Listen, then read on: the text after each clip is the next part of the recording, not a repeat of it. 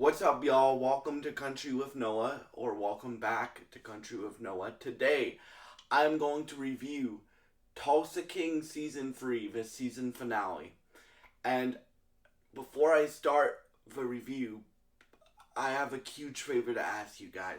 Please subscribe, like, and share this video. It will really help me out, and I would really appreciate it. And while you're down there as well, ring the notification bell because it keeps you guys notified whenever I post a video to this channel. And thank you so much for helping me reach 42 subscribers on this channel. And yeah, so this video will contain spoilers for Tulsa King seasons 1, 2, and 3. And yeah, so let's get started. So Tulsa King, and I'm gonna give my thoughts on the whole season overall because today was the final episode. So, but episode 10 in general, episode 10 and 9 I feel are the best episodes of the season, right? One, you introduce Samuel L. Jackson's character, which I find him really, really interesting. I cannot wait for his spinoff next year, Nola King, the show set in New Orleans, but it's the Tulsa King spinoff.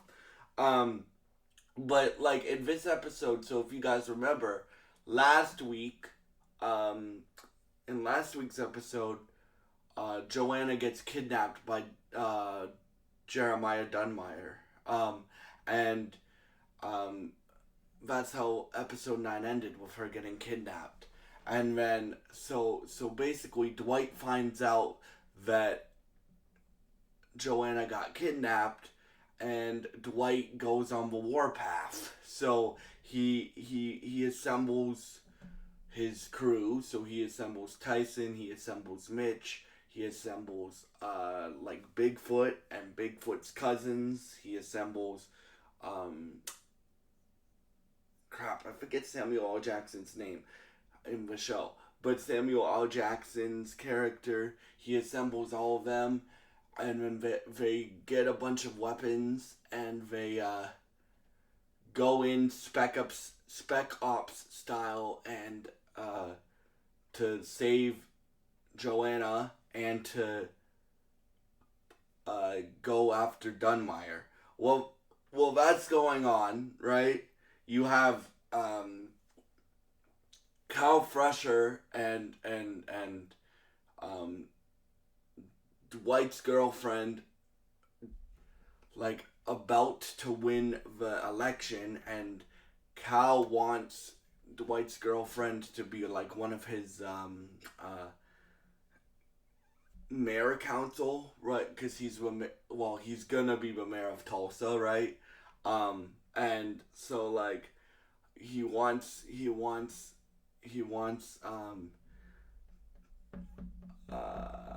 what's her name? Donna. I think her name's Donna. I believe her name's Donna. He wants Donna to be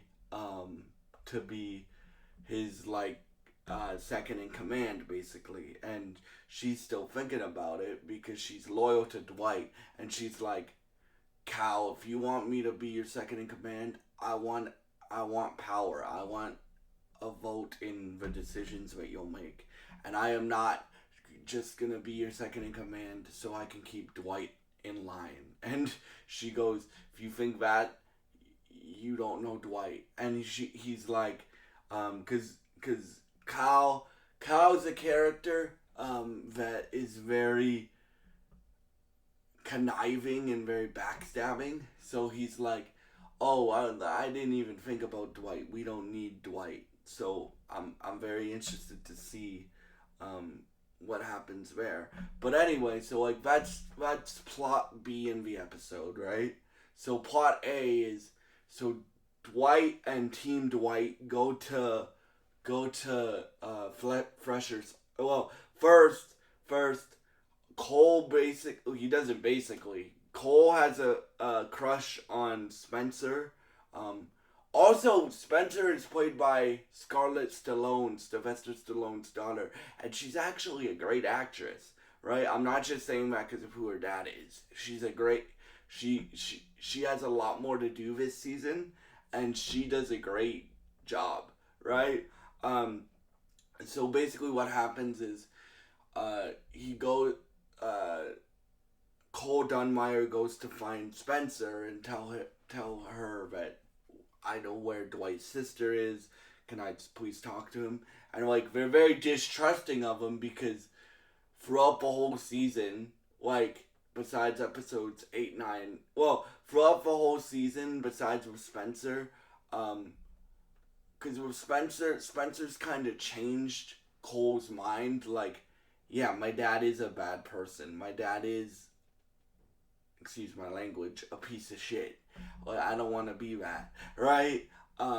And he's like, he so there was character development all throughout the season for him to come to this realization, but um, what happens is so Cole comes to Dwight and is like, I know where she is, and he's like, if you're lying, I will kill you, right? Um, and draw me a map of like, because it's more like a compound than a house. And how many men do you have? And he's like, an army, right? So then Mitch and Tyson and Bigfoot get a bunch of guns and stuff like that, and grenades and like and bulletproof like suits and stuff like that, like Kevlar suits and stuff. And then they go to rescue Joanna, and they go to find Dunmire, and so like, and there's a great action scene. Again, like Samuel L. Jackson's character, I cannot wait to see what he does in his spinoff, right? Because, bro, like Samuel L. Jackson's character was a hitman. He wasn't a member of a mob, obviously, because you gotta be Italian to be a member of a mob. But he was a hitman, right? So he's like, uh, he's like, he's like, he's the guy that knows how to infiltrate places and stuff like that. And he even says like, I'm not used to rescuing people. I'm used to taking people out, right? And I cannot wait until Nola King, bro.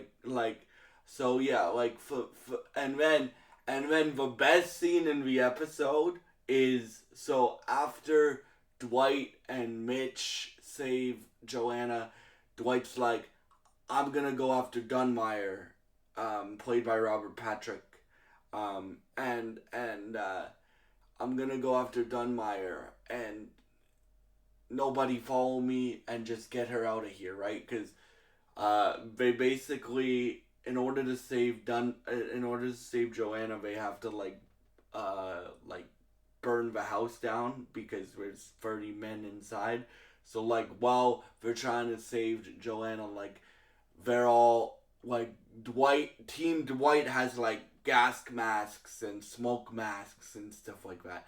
But like Dunmire and Dunmire's men have like no protection, right? So we're all trying to flee and stuff like that. So like Dunmire thinks he's escaped, and then so Dwight goes after Dunmire, and Dwight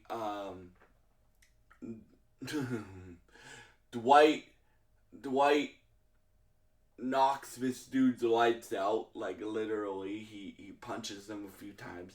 Then he drags him, ties him to like a tree, and is like, I know you're very very religious, right? So you'll like this story.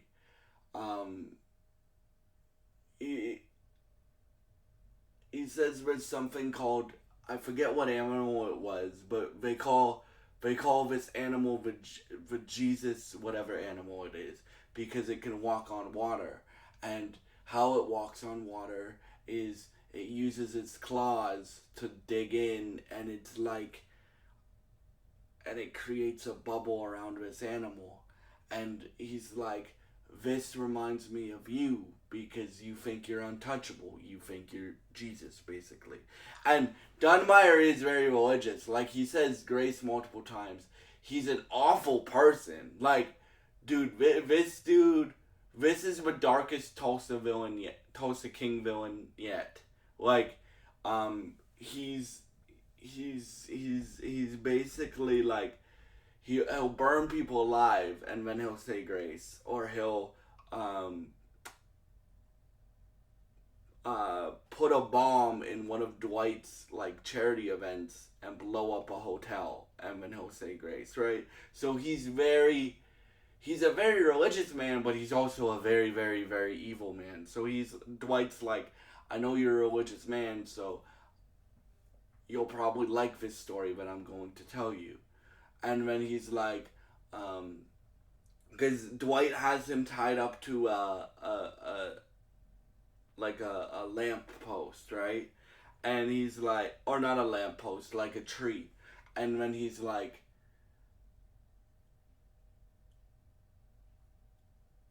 and then he's like, yeah, but since you thought you were untouchable, you're touchable. And he literally burns Dunmire alive because he's like, I told you, you burnt somebody alive that was very important to me, and I told you,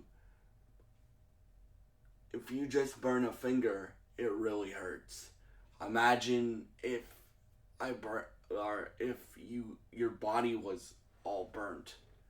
That would really, really hurt, right? I'm editing it here, but he basically says that, and he's like, and then Dwight lights the lighter, throws it in the direction of the tree, and Dunmire is burnt alive, like on a tree, and like that scene is the best scene. I'll say it, the best scene of the whole season. Like, because the scene really, and it's not just because it was Sylvester Stallone delivering the speech, but I strongly recommend you watch the speech too. Um, but that scene reminded me of Rambo Last Blood, right? And stuff like that. It wasn't as graphic as Rambo the Last Blood, but like he gives a speech. If you guys have seen Rambo the Last Blood, he gives a speech before he rips the dude's heart out. So that's what it kind of reminded me of. With Dunmire, it was that, and then you have they basically leave a few plot lines open, like why Samuel L. Jackson's character was in the last two episodes was to set up his spin-off show. So he's like, because of what I've seen here, I'm gonna start my own thing in New Orleans, right? New Orleans, and that's his spin-off show, which we're getting next year. And then they basically heavily imply that Freshers won the race to become mayor of Tulsa, and then yeah, and, and then um, um, so then the FBI guy comes back, Musso, and is like, uh, Dwight's like, you owe me something. And then he's like, I mean, the FBI guy's like, you owe me something. So the FBI guy gives Dwight like a liquor license. And then he also is like, you owe me. This was really hard to get. And he's like, um, he and then Dwight's like, here's your, because you guys remember Dwight killed the guy that Musso was trying to catch, right? And he goes, when I call you, answer. You owe me for this, right? And he's like, yeah. So yeah, overall, guys, like episode 9 and 10 were the strongest episodes of the season. Overall, it was stronger than season 2, but I've said this before. This is one of Taylor's weaker shows that he produces, right? He's not a writer on it, but he produces this show, right? And like, this is one of his weaker shows. Again, it had its great moments. Like episode 9 and 10 are peak, for this show, because, like, and hopefully they can continue that both in Noah King and in Tulsa King, right? But yeah, like guys, overall I would give the season like a 7 out of 10. And yeah, so thank y'all so much for watching this video. If you enjoy this content, please subscribe, like, and share this video. And if you've had a chance to see Tulsa King Season 3, please leave your thoughts in the comments below. Thank you so much for watching, and goodbye. Oh yes, and stay tuned for my episode 6, I want to say, review of The Road, coming later today as well. And yeah, thank you so much for watching, and goodbye.